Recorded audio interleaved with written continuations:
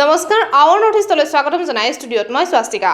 ব্যাপক উদ্যোগীকৰণে প্ৰগতিৰ ৰথখনক গতি দিলেও মানৱ সভ্যতাৰ বাবে কঢ়িয়াই আনে বহু ন সংকট আৰু সমস্যা। তাৰে ভিতৰত অন্যতম গোলকীয় উষ্ণতা বৃদ্ধি। এখন দায়িত্বশীল ৰাষ্ট্ৰ হিচাপে ভাৰতে এই ক্ষেত্ৰত নিজৰ ভূমিকা পালন কৰিবলৈ সদায় দায়বদ্ধ।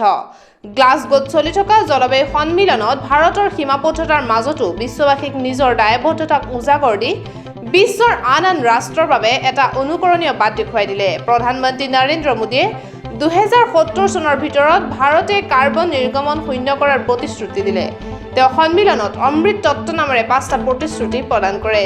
প্ৰতিশ্ৰুতি পাঁচটাৰ এইটো এটা সন্মিলনত সোমবাৰে জলবায়ু পৰিৱৰ্তনৰ ক্ষেত্ৰত ভাৰতে যথেষ্ট প্ৰচেষ্টা হাতত লৈছে বুলি উল্লেখ কৰে প্ৰধানমন্ত্ৰীগৰাকীয়ে। প্ৰধানমন্ত্ৰী নৰেন্দ্ৰ মোদীয়ে 2030 চনৰ ভিতৰত ভাৰতে 50% শক্তি নৱীকৰণযোগ্য শক্তিৰ উৎসৰ পৰা আহৰণ কৰাৰ লগতে ভাৰতে 2030 চনলৈকে কাৰ্বন নিৰ্গমনক 1 বিলিয়ন টন হ্ৰাস কৰাৰ পৰিকল্পনা হাতত লৈছে বুলি জানিবলৈ দিয়ে। নৰেন্দ্ৰ মোদীয়ে লগতে কয় যে ভাৰতে 2030 চনৰ ভিতৰত 500 গিগাৱাট নৱীকৰণযোগ্য শক্তি উৎপাদন কৰাৰো পৰিকল্পনা হাতত লৈছে।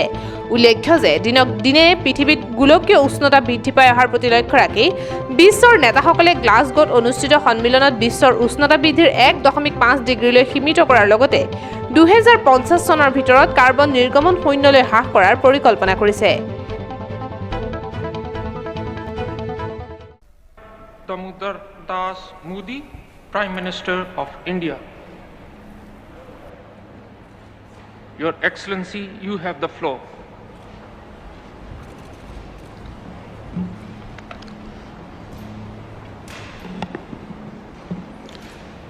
फ्रेंड्स, आज मैं आपके बीच उस भूमि का प्रतिनिधित्व कर रहा हूं जिस भूमि ने हजारों वर्ष पहले ये मंत्र दिया था, समगच्छध्वं समद्वत्वं संवो मानसी जानता। आज 21वीं सदी में ये मंत्र और ज्यादा महत्वपूर्ण हो गया है, प्रासंगिक हो गया है। समगच्छध्वं यानी सभी साथ मिलकर चले, संबद्धम यानी सभी मिलजुल कर आपस में संवाद करें, और संवो मनानसी जानता यानी सभी के मन भी आपस में मिले रहें। फ्रेंड्स, जब मैं पहली बार क्लाइमेट समिट में पेरिस आया था तब मेरा यह इरादा नहीं था कि दुनिया में हो रहे अनेक वायदों में एक वायदा अपना भी जोड़ दूं। मैं पूरी मानवता के लिए एक चिंता के साथ आया था। मैं उस संस्कृति के प्रतिनिधि के रूप में आया था जिसने सर्वे भवन्तु सुखिनः अर्थात सभी सुखी रहे का संदेश दिया है। और इसलिए मेरे लिए पेरिस में हुआ आयोजन एक समिट नहीं, सेंटिमेंट था, एक कमिटमेंट था। और भारत वो वायदे विश्व से नहीं कर रहा था, बल्कि वो वायदे 125 करोड़ भारतवासी अपने आप से कर रहे थे। और मुझे खुशी है कि भारत जैसा विकासशील देश जो करोड़ों लोगों को गरीबी से बाहर निकालने में जुटा है, जो करोड़ों लोगों की ईज ऑफ लिविंग पर रात दिन काम कर रहा है, आज विश्व की आबादी का 17% होने के बावजूद जिसकी एमिशंस में रिस्पॉन्सिबिलिटी सिर्फ 5% रही है, उस भारत ने अपना कर्तव्य पूरा करके दिखाने में कोई कसर बाकी नहीं छोड़ी है। आज पूरा विश्व मानता है कि भारत एकमात्र बड़ी अर्थव्यवस्था है जिसने पेरिस कमिटमेंट पर लेटर एंड स्पिरिट में डिलीवर किया है। हम संकल्पबद्ध होकर हर संभव एफर्ट्स कर रहे हैं, परिश्रम कर रहे हैं और परिणाम लाकर दिखा रहे हैं। फ्रेंड्स, आज जब मैं आपके बीच आया हूं तो भारत के ट्रैक रिकॉर्ड को भी लेकर के आया। मेरी बातें सिर्फ शब्द नहीं हैं, ये भावी पीढ़ी के उज्जवल भविष्य का जयघोष है। आज Bharat installed renewable energy capacity में विश्व में चौथे नंबर पर है। बीते 7 वर्षों में भारत की नॉन फोसिल फ्यूल एनर्जी में 25% से ज्यादा की वृद्धि हुई है और अब ये हमारे एनर्जी मिक्स का 40% पहुंच गया है। फ्रेंड्स, विश्व की पूरी आबादी से भी अधिक यात्री भारतीय रेल से हर वर्ष यात्रा करते हैं। इस विशाल रेलवे सिस्टम ने अपने आप को 2030 तक नेट जीरो बनाने का लक्ष्य रखा है। अकेली इस पहल से सालाना 60 मिलियन टन एमिशन की कमी होगी। इसी प्रकार हमारे विशाल एलईडी बल्ब अभियान से सालाना 40 मिलियन टन एमिशन कम हो रहा है। आज भारत दृढ़ इच्छा शक्ति के साथ ऐसे कई सारे इनिशिएटिव्स पर तेजी से काम कर रहा है।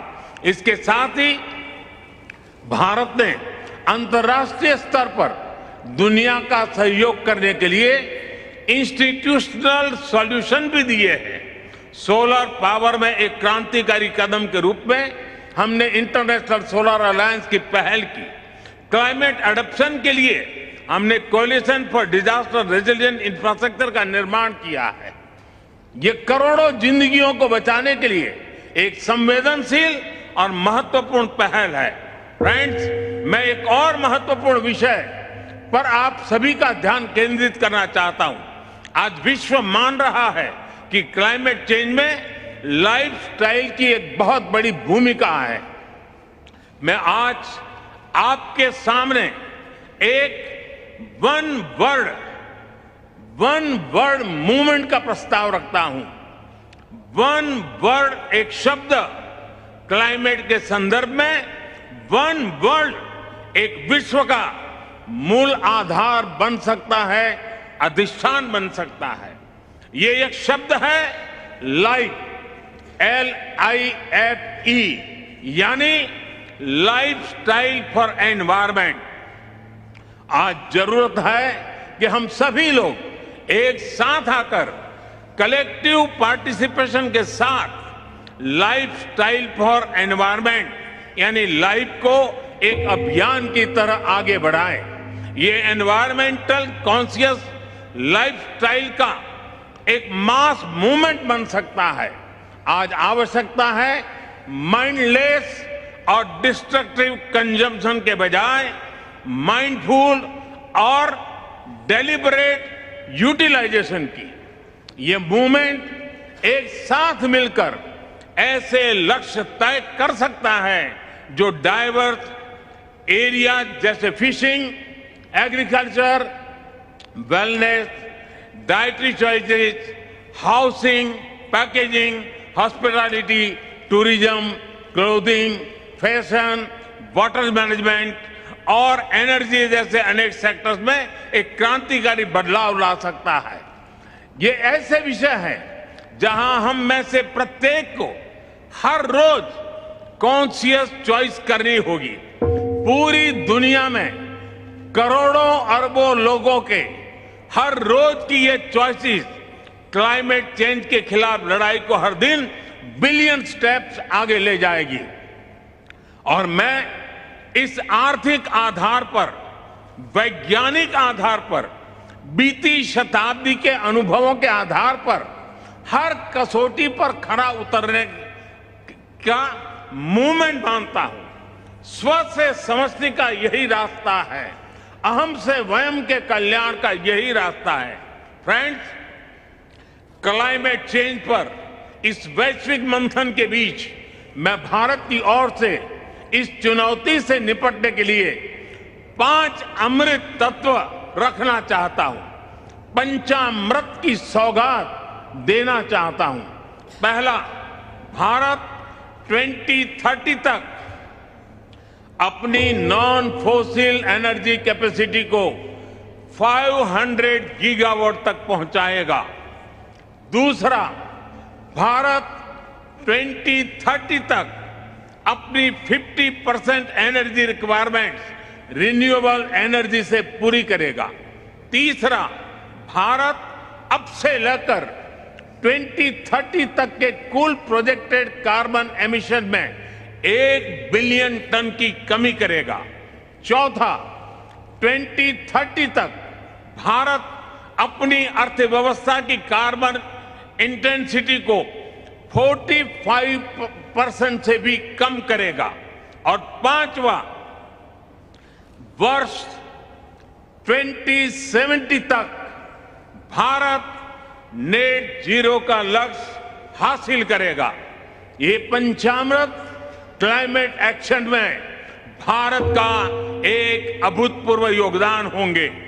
फ्रेंड्स, ये सच्चाई हम सभी जानते हैं कि क्लाइमेट फाइनेंस को लेकर आज तक किए गए वायदे खोखले ही साबित हुए हैं। जब हम सभी क्लाइमेट एक्शन पर अपने एम्बिशन बढ़ा रहे हैं, तब क्लाइमेट फाइनेंस पर विश्व के एम्बिशन वहीं नहीं रह सकते जो पेरिस एग्रीमेंट के समय थे। आज जब भारत ने एक नए कमिटमेंट और एक नई ऊर्जा के साथ आगे बढ़ने का संकल्प लिया है, तो ऐसे समय में क्लाइमेट फाइनेंस और लो कॉस्ट क्लाइमेट टेक्नोलॉजीज का ट्रांसफर और महत्वपूर्ण हो जाता है।